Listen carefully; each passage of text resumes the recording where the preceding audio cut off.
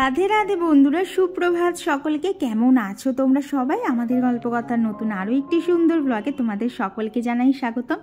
আজ হচ্ছে রবিবার আর ঘড়িতে এখন বাজে সকাল 8টা।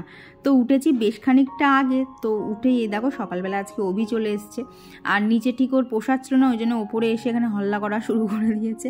আর ও জানো তো এই ফোনে গরুর জাতীয় কার্টুনগুলো দেখতে এত পছন্দ করে। ও যদি ওই কার্টুন পায় না, ওকে ফোন থেকে ফোন আর ওর মধ্যে দূরত্ব স্থাপন করা বড্ড কঠিন। ফোন হাত থেকে নিলেই সে কি চেঁচানো শুরু হয়ে যায়।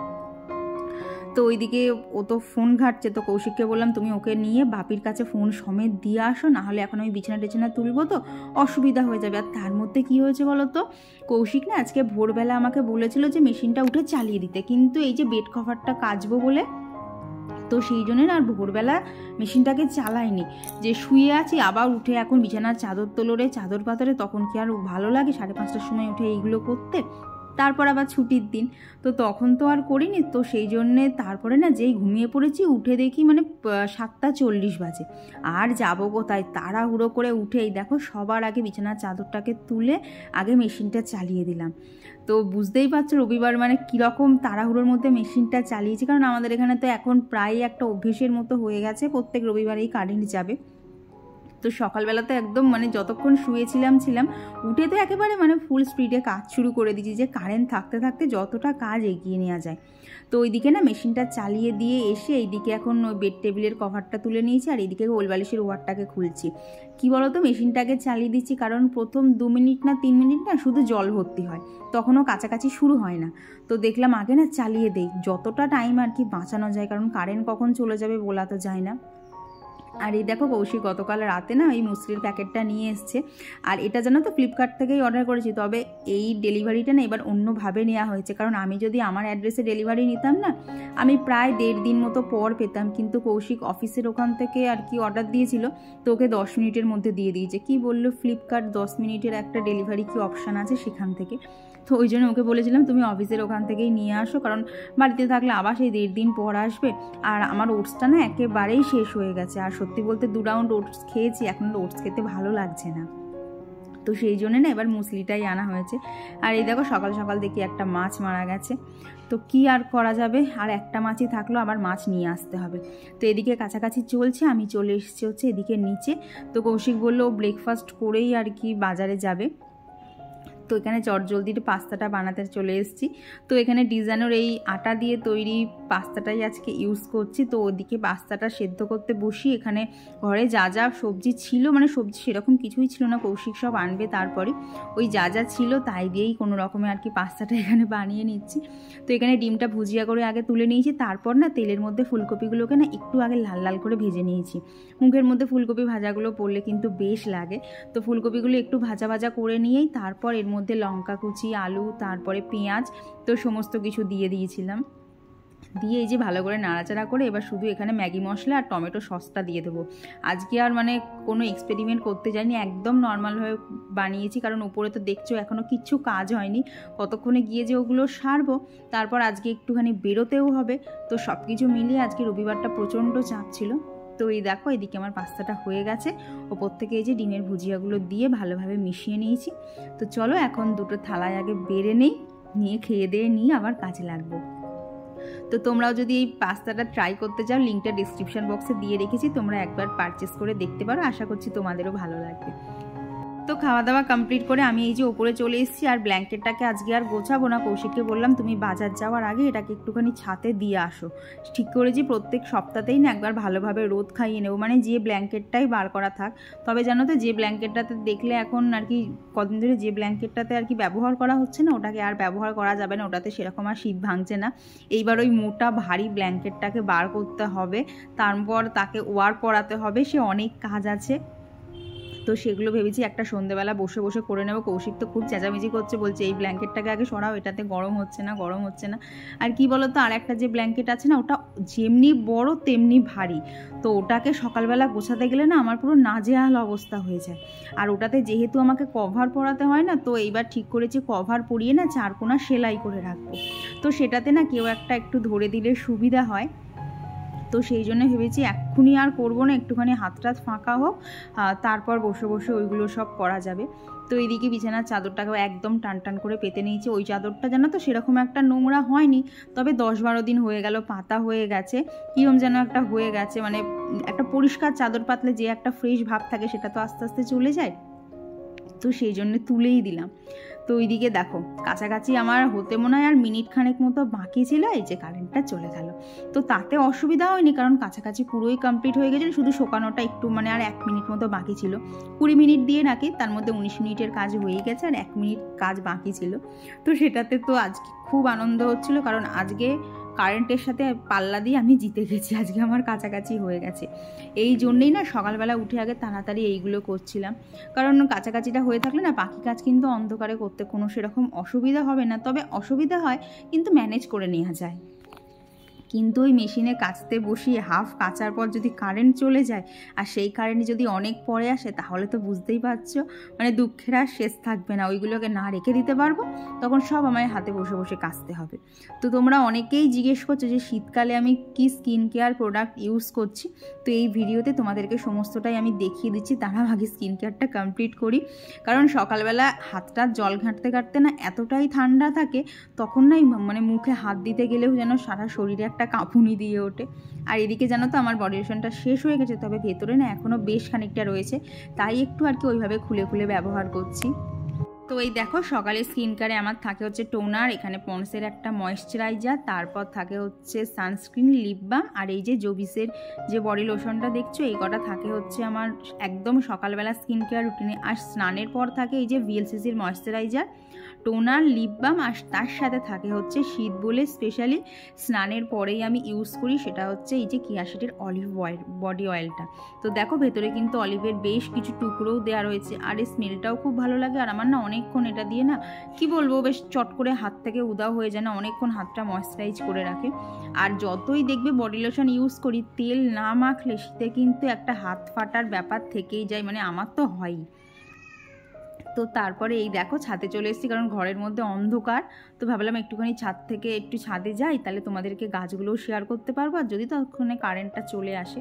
তো এই গাছগুলো কি বলো তো, এদের অবস্থা খুব খারাপ। এগুলো হচ্ছে কি যেন, হ্যাঁ কসমস গাছ। তো এনে তো লাগিয়েছি, এখন দেখি কবে ওরা ঠিকঠাক সতেজ হয়ে দাঁড়ায়। আর এই দেখো এই নতুন কাগজ ফুলের গাছটায় কিন্তু ফুলও চলে এসছে। এটা জানো তো এটা একদম পিঙ্ক কালারের ফুল হবে, তবে গাছটাতে আর একটু বড় হতে হবে। আর এই দেখো এই ফুলগুলো না আজকে নতুন ফুটলো আমার গাছে, তো এর নামটা আমি জানি না, কিন্তু দেখতে ভীষণ সুন্দর। সাদার মধ্যে দেখো পাপড়িগুলো কীরকম কাটিং করা, এত সুন্দর দেখতে না। আর এই দেখো ধনেপাতা গাছগুলো আগে তো দেখেছিলে একটা ছোট্ট টবের মধ্যে লাগানো ছিল, তো সেটাকে পাল্টে এই দেখো ঝুড়ির মধ্যে প্লাস্টিক দিয়ে তার মধ্যে মাটি দিয়ে দিয়েছি, দিয়ে দেখো আগের গাছগুলোকে সাইড দিয়ে দিয়েছি, আর ওইদিকে অনেকগুলো ধনের বীজও ফেলেছি, দেখি কবে হয়। আর এইগুলো কি বলো তো, এইগুলো হচ্ছে কি একটা ফুলের যেন বাল্ব, তো এইগুলো না শীতে আর ফুটবে না, এরা আবার সব গরমে, তো সেই জন্য বাল্বগুলোকে সব আলাদা সরিয়ে দিয়েছি, দিয়ে সেই টবে আর কি ফুল গাছ লাগিয়েছি আপাতত। আর ওই যে কালো রঙের জলটা দেখতে পেলে, ওটা হচ্ছে সারের দোকান থেকে কি একটা সার দিল, বললো শীতের সব গাছেই দেওয়া যাবে, তো সেটাকেই নিয়ে এসেছিলাম। তো সেটাই আজকে সকালবেলা এই যে জলে গুলে সমস্ত গাছে দিয়ে দিচ্ছি, কারণ অন্যদিন তো রান্নাঘরে ঢোকার তাড়া থাকে, তো দেখলাম আজকের মতো ভালো সময় আর হয় না। তো চলো এগুলো হয়ে যাক, এখন আগে নিচে যাই দেখি কারেন্ট এলো কিনা। তো কারেন্টটা চলে গেছিলো, কিন্তু আজকে আমার কাছাকাছি কমপ্লিট হয়ে গেছে, যার ফলে কারেন্টটা এতটাই অপমানিত বোধ করেছে আবার চলে এসছে। তো যাই হোক, এখন কাজ বলতে সবার আগে না ঘরটাকে ঝাড় দিয়ে নেবো, কারণ যদি আবার কারেন্ট চলে যায়, কারণ কারেন্ট অফের মধ্যে না ঘর ঝাড় দিতে আমার খুব সমস্যা হয়, আমি দেখতে পাই না কোথায় কি ধুলো আটকে। আসলে সত্যি বলতে আমার চোখে তো পাওয়ার আছে, আর দেখবে চশমা পরে কাজ টাজ করা যায় না। তো আগে ঘরটা ঝাড় দেবো, দিয়ে কোন দিকটা আগে যাবো, অলরেডি সকাল থেকে এক্সট্রা করে 2-3 বার ওপর নিচ করা হয়ে গেল, এই দরজা দেয়া আর দরজা খোলা করতে করতে।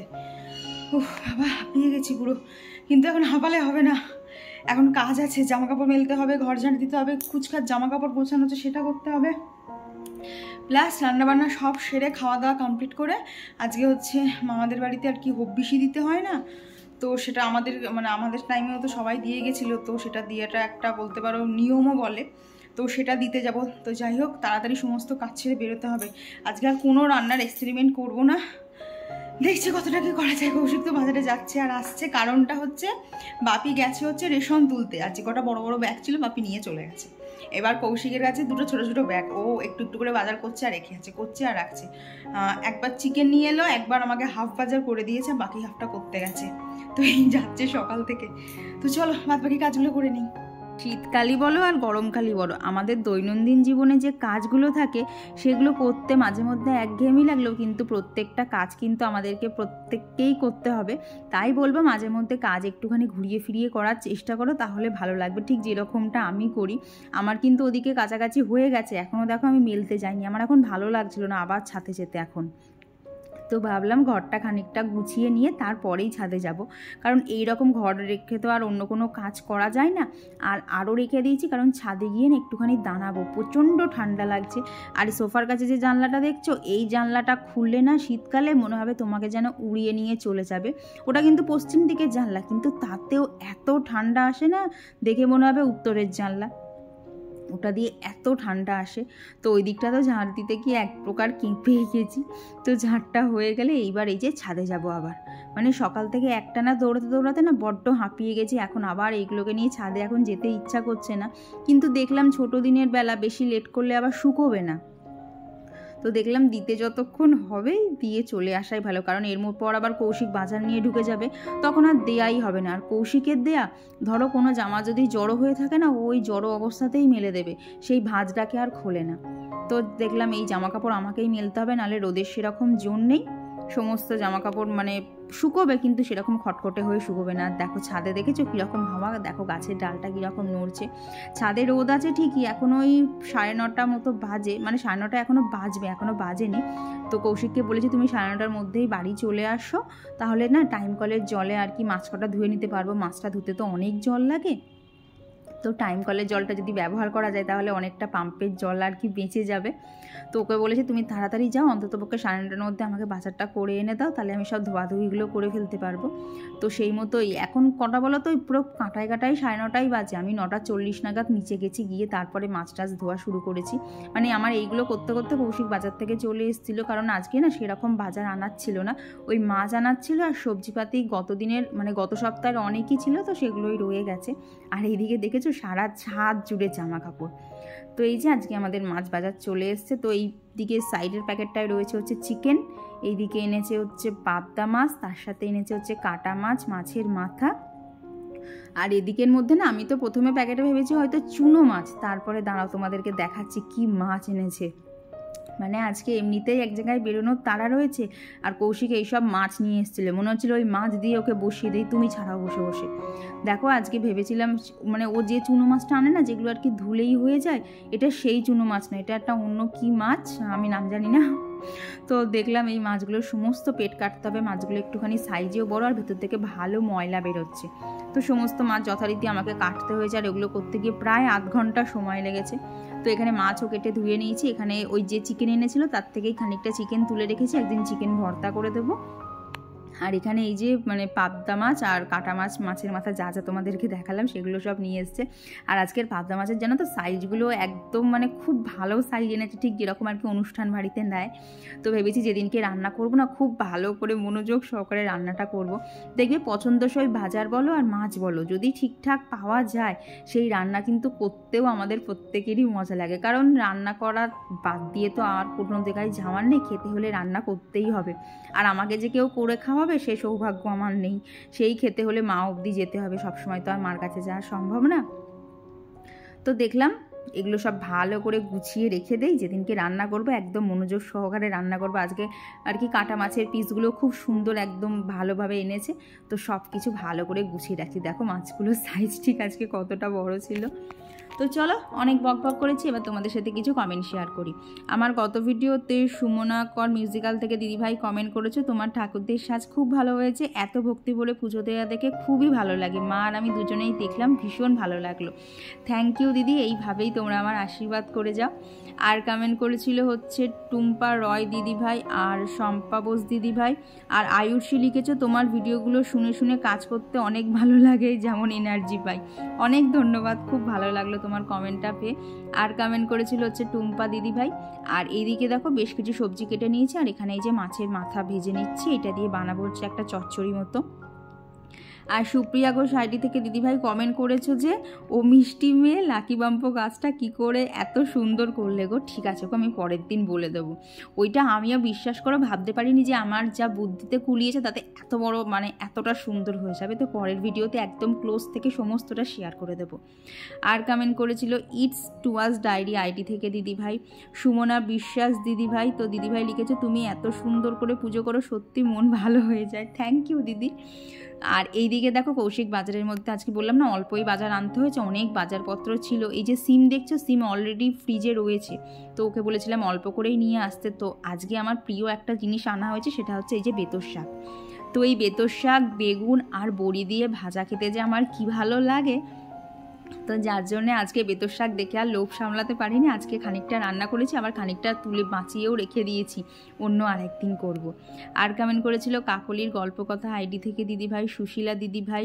আর কমেন্ট করেছিল হচ্ছে লিলিমা মাইতি দিদিভাই, শম্পা দিয়ে দিদিভাই, পূর্ণিমা লাইফস্টাইল থেকে দিদিভাই। আর ঋতশ্রী দিদিভাই লিখেছো যে তোমার পুজো দেওয়া দেখতে খুব ভালো লাগে, ঠাকুরের সাজকেও খুব ভালো লাগলো। ও তুমি আবার আমার নামটা নিয়েও সৌমিলি, সরি গো সৌমিলি, একটু বলাতে ভুল হয়ে গেল। হ্যাঁ তুমি আগেও কমেন্ট করেছিলে, তোমার এই সৌমিলি নামটা আমার মনে আছে। থ্যাংক ইউ তোমাকে আবার কমেন্ট করার জন্য, এইভাবেই মাঝে মধ্যে আমাকে কমেন্ট করো। আর কমেন্ট করেছিল হচ্ছে সমর্পিতা দিদিভাই। তো দিদিভাই লিখেছে অপূর্ব সুন্দর লাগছে রাধা মাধবকে।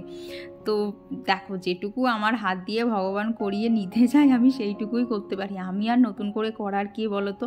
ওই যে বলে না ভগবান না চাইলে কোনো কিছুই সম্ভব না, আমার ক্ষেত্রেও সেই ব্যাপারটাই হয়। তো এইদিকে চচ্চড়িটাও হয়ে গেছে, আর এদিকে বেতর শাকটাও ভেজে নিয়েছি। চচ্চড়িটা একদম শুকনো শুকনো করে আজকে করেছি, আর বেতর শাক ভাজাটা মানে এত সুন্দর খেতে লাগছিল। আর এই বেতর শাকটা তো শীতকাল ছাড়া পাওয়াও যায় না, তো আজকে দারুণ লাগছিল এইগুলো খেতে। তো এইখানে তো এই অবধি রান্নাবান্না কমপ্লিট। এবার চলো ঝটপট চিকেনটা বানিয়ে নেই। তো চিকেনের আজকে আর রেসিপি শেয়ার করলাম না, কারণ আজকে কোনো এক্সপেরিমেন্ট করিনি, যেমন আমি নর্মাল চিকেন বানাই ঠিক সেই রকমই চিকেন বানিয়েছিলাম। তো আর গত ভিডিওতে কমেন্ট করেছিল সুরভিদি। তো সুরভিদি লিখেছ তোমার শ্বশুরমশাইকে আমার প্রণাম, সূর্য ওঠার আগে ঘর মোছা, এই ঠান্ডায় সকাল সকাল স্নান।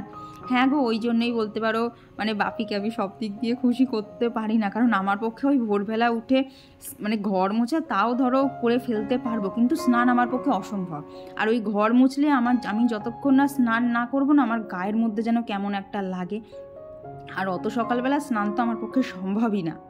তো যার জন্য বলতে পারো সব কিছু বাপি যেভাবে নিয়ম পালন করে আমার পক্ষে সম্ভব হয় না। আর এই জন্যই হয়তো ওই যে বলে না মানে 10-এ 10 কখনোই হয় না, আর আমার ক্ষেত্রে সবসময় 10-এ আমি 2-3ই পেয়ে থাকি, 10-এ 10 কখনোই আমি পাই না। তো যাই হোক, এদিকে দেখো রান্নাবান্নাও সব কমপ্লিট। আর ছাদে আজকে যা গাছে ফুল ফুটেছিল সেগুলোই তুলেছি, আর কৌশিক কিছু ফুল নিয়েও এসেছিলো। তার মধ্যে দেখো একটা চন্দ্রমল্লিকাও দিয়েছে, ওই কালারিং করা চন্দ্রমল্লিকা। তো সেইগুলো দিয়েই ঠাকুরকে মনের মতো করে সাজিয়ে নিয়েছি। আজকে আর সেদিনের মতো অত মালা টালা ছিল না, তবে যেটুকু যা ছিল সেইটুকু দিয়েই ঠাকুরকে ভক্তি ভরে পুজো দিয়ে নিয়েছি। আর এই ঠাকুর ঘরে বসলে সময় যে কোথা দিয়ে কেটে যায় আমি ধরতেই পারি না। তো তারপর এই যে খাওয়া দাওয়া কমপ্লিট করে রেডি হয়ে দুজনা বেরিয়ে পড়েছি, ওই তোমাদেরকে বললাম না যেতে হবে, তো সেই রকমই আর কি বেরিয়ে পড়েছিলাম। তো এতক্ষণ এই যে ভিডিওটা করছি প্রায় আমাদের অর্ধেক জার্নি হয়ে গেছে, আর একটা মামার বাড়িতে গেলেই আমাদের সমস্ত শেষ হয়ে যাবে। তো এখান থেকে বাড়ি চলে এসেছি, এসে মাকেও বলেছিলাম একটুখানি বাজারে আসতে, কারণ এখানে আমার কিছু জিনিসপত্র কিনতে হবে। তো এইখান থেকে নিয়েছি হচ্ছে আমার এই ঘরে যে এসিটা দেখো, এসির তো কভার নেই, তো সেই এসির একটা কভার নিতে এসেছিলাম। আর তারপর সেখান থেকে মা গেছিলো হচ্ছে ঠাকুরের জামা কিনতে। তো এই দেখো এখানে মা আর কি ঠাকুরকে নতুন জামা পরাবে, কারণ বাড়িতে আমাদের তো একটা পুজো আছে, তো অনেক লোকজন আসবে, মানে আমাদের বাড়িতে না মানে মার বাড়িতে।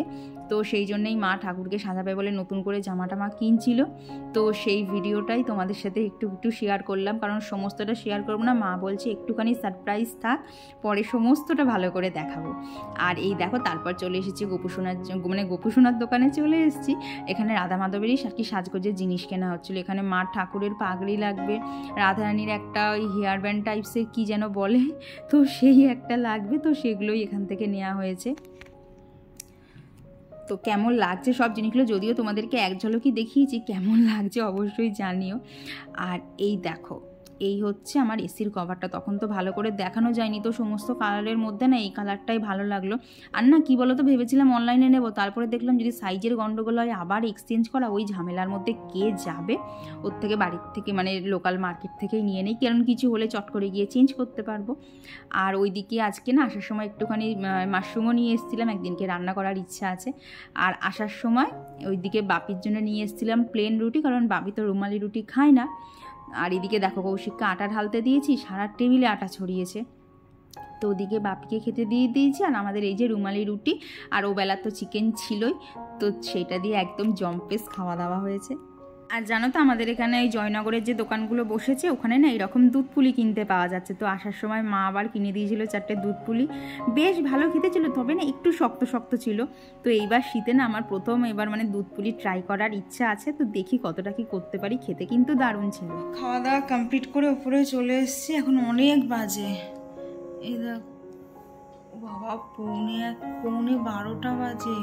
আসলে কৌশিক অফিসের একজনের সাথে কথা বলছিল, ও কথা বলছিল, আমি না বসে থাকতে থাকতেই মানে ঝিমাতে ঘুমিয়ে পড়েছিলাম। তারপরে কৌশিক এসে ধাক্কা মারলো, সব বসে বসে সারাটা ঘুমোতে হবে না, এত ঘুম পেয়ে গেছে না, আর ভালো লাগছে না। আর রাধাকৃষ্ণের জামাটা তো ভীষণ পছন্দ হয়েছে, এখন শুধু পরানোর অপেক্ষা, এত সুন্দর কালারটা হয়েছে না, মানে গেছি ওইটাই ফার্স্ট চোখে পড়েছে, ওটাই পছন্দ হয়ে গেছে। তখন সব কিছুই দেখার অপেক্ষা ফাইনাল কেমন দেখতে হয়। তো চলো আজকের ভিডিওটা এখানেই রাখছি। ভিডিওটা তোমাদের কেমন লাগলো অবশ্যই জানিও, ভালো লাগলে প্লিজ একটা লাইক করে দিও। তো চলো আজকের জন্য সবাইকে টাটা।